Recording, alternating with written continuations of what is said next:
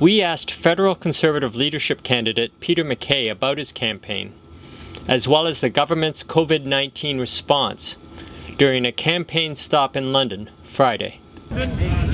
From the time that COVID started washing over the country, we went completely virtual. We were doing Zoom calls, Facebook Live calls across the country and reaching thousands of people, but it's just been in the last 10 days that it's been deemed safe to travel and to be in crowds wearing masks and social distancing. But the response has been very encouraging, very positive in both Ontario and Quebec.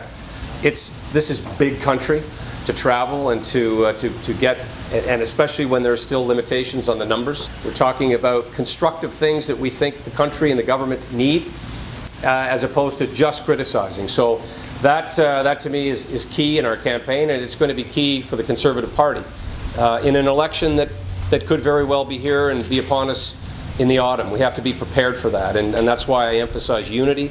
We need to come together quickly as a party at the end of this competition and rally around whoever that new leader is and prepare for what could be a fall election. I see London as a place where there's a great deal of interest and potential, and with strong candidates here, which we have had for years, with policy that's thoughtful, that's addressing issues like the environment, that isn't seen as being offside with the values of this part of the country. I like our chances. I think we're going to be very competitive in the next election. Look, I recognize that it's an after-the-fact analysis, and I think there's going to be a much deeper dive into how we responded to COVID-19 at the front end.